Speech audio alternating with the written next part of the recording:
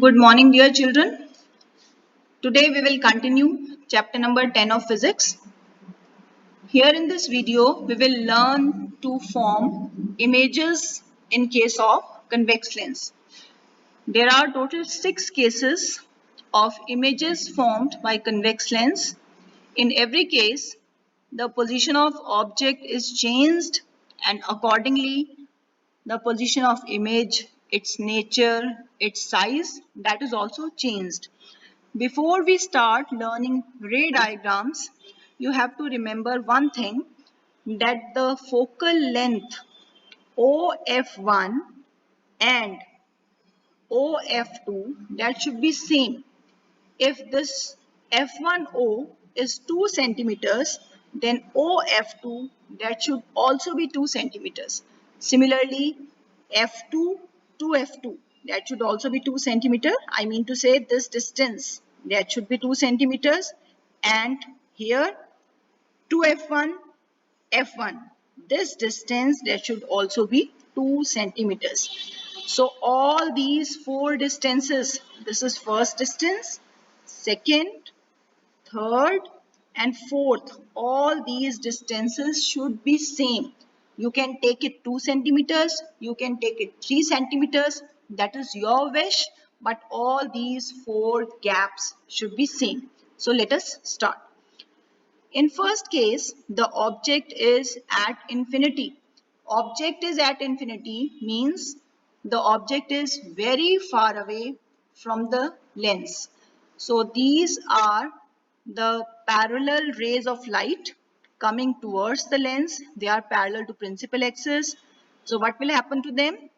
They will pass through focus, and when they pass through focus, then they join at a point, and that point is the point where the image is formed. So the image is formed at focus F2.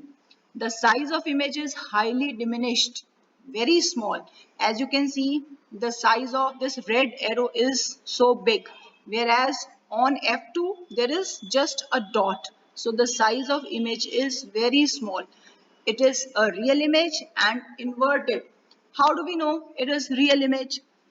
Whenever rays of light, they meet actually after refraction, then in that case real image is formed.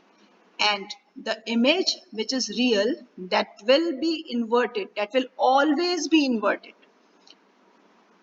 Second case, when the object is beyond 2f1. So here we have principal axis, that's the object. First ray parallel to principal axis, passing through focus. Second ray passing through optical center, going straight, and they will join with each other after refraction, and the image will be formed between F2 and 2F2. It is of smaller size, it is real and inverted. Case 3, when the object is at 2f1. Actually what we are doing, we are bringing the object closer to the lens. Earlier it was at infinity, now then it was beyond 2f1, now it is at 2f1, then it will be between 2f1 and f1 and so on. So we are bringing the object close to the lens, and then we are seeing what happens to the image. So this is third case, when the object is at 2f1. So this is the object, first ray of light parallel to principal axis, passes through focus, second ray of light passing through optical center, going straight, and this is the image formed at 2f2. It is of same size, it is real and inverted. Case 3, when the object is between 2f1 and f1. So here we have object, ray parallel to principal axis, passes through focus f2, second ray passing through optical center, and here is the image formed. It is beyond 2f2 and it is enlarged image. As you can see, the size is bigger. This blue arrow is bigger as compared to red arrow. It is real and inverted also. Next, when the object is at f1, this is principal axis. Here we have object, ray parallel to principal axis, passing through F2, second ray passing through optical center, and it goes straight. Now you can see after refraction, both these rays, they become parallel to each other. So they do not meet at any point. But we imagine that they will meet somewhere at infinity. So that's why it is written here that the image is formed at infinity.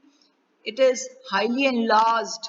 So the place where they will meet, that is at infinity, image will be very, very big. It will be real image and inverted image. Next case, when the object is between F1 and O. As you can see, now the object has come very close to the optical center.